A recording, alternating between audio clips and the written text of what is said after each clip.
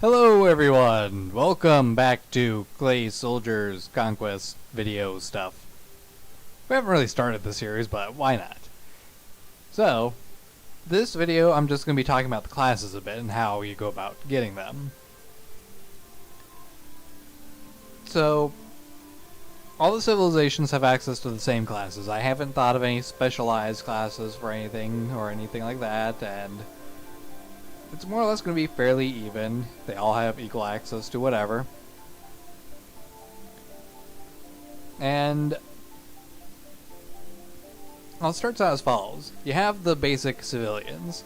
They run around, they do the work, they get things done, they scavenge, they make supplies, they equip the soldiers, all that fun stuff. They can be trained into guards at the town center. Guards are trained in using a stick. They'll go and they will club and do their best to keep the civilians safe, but they're not all that powerful. They're kind of weak and squishy. And guards can then be trained into basic soldiers. They do not require training ground to do this.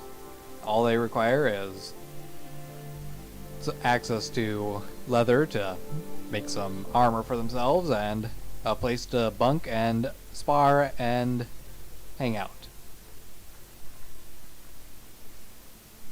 Everything else requires a training ground to get. So tier 2 soldiers and tier 3 soldiers, they require training grounds.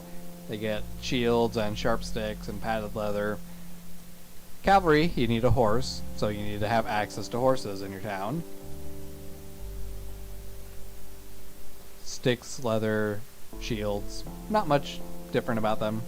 You're just kind of a cavalry unit, a bit like a soldier but on a horse.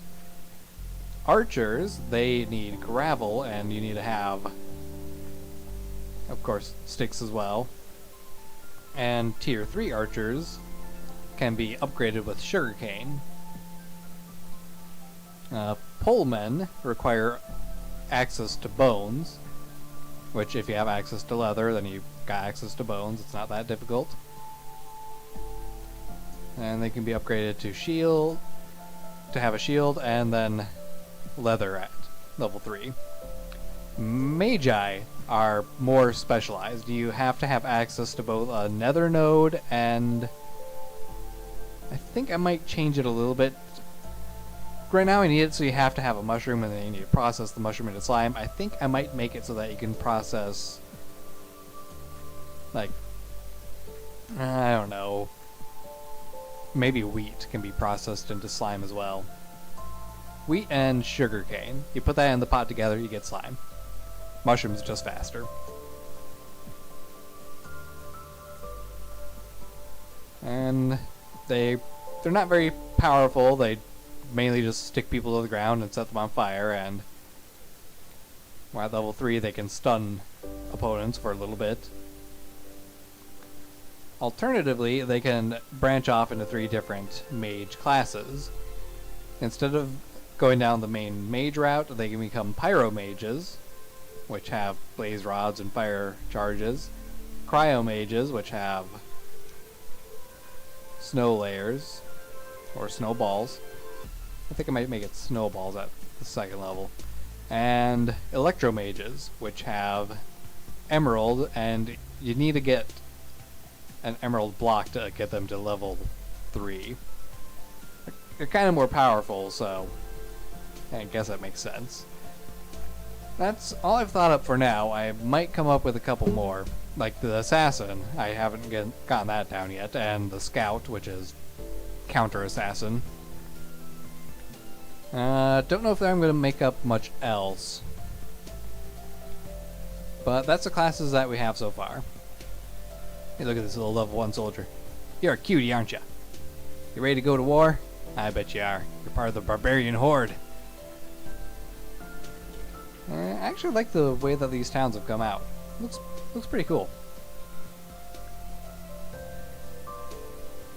These guys are going to have to expand at some point because they need a butcher, because they got cows, but they can't kill the cows. Yeah, that's something I didn't really think much of. If you can't butcher the cows, how are you going to get the leather? I think I might make it so that any civilians that aren't doing a job can forage for supplies in the nearby wilderness, and you can get things like wheat, wood, stone, and leather. And it's going to be kind of a randomized chance. So, makes it significantly more efficient to produce it yourself, but you can go off into the wild and find it.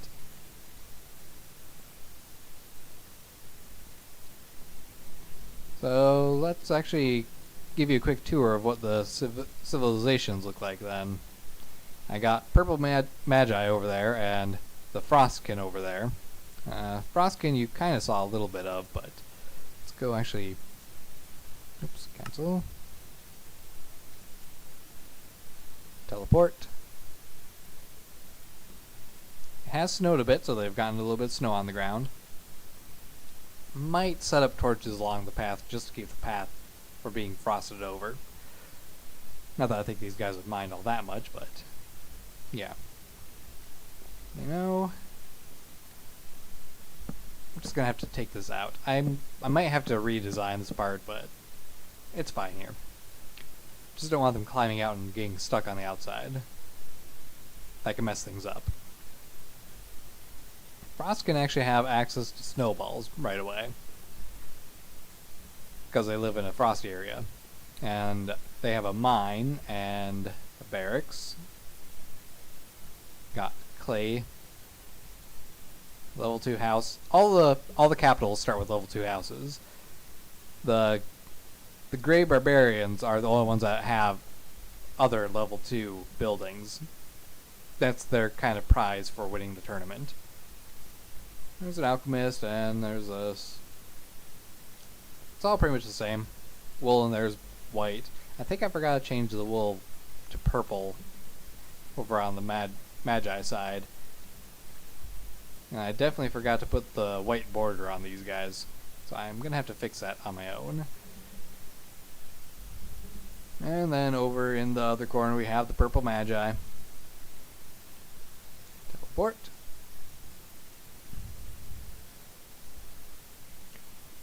And their place looks a little bit smoother. It's less hilly. Got kind of a valley right here with the quarry. And they're out running around doing their thing. They're pretty similar capitals to start with. Magi don't have a mine, instead they have...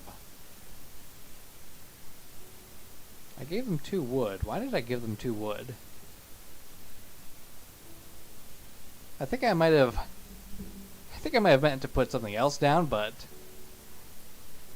I forgot that I had a lumber mill already. Mistakes are made. I will fix that in a bit. Why would I put another wood one down? I don't think I meant to. Ah well, we'll take care of it. So yeah, these are all the guys. The Purple Magi, they're more diplomatic. They try not to get into wars if they can avoid it. Which, you know, might not always work out for them.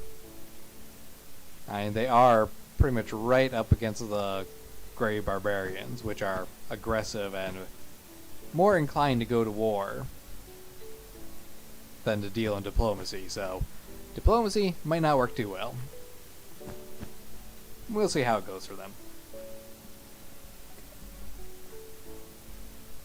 The Frostkin, they're more likely to settle and expand. And the Grey Barbarians, they are more likely to expand or go to war, depending on how aggressive they're feeling, I guess. So, I'm going to finish touching things up and getting things jotted down and recorded, and I will join you guys in the first episode when that comes out. Hopefully next Sunday. Take care, guys, and hope you look forward to it. Goodbye.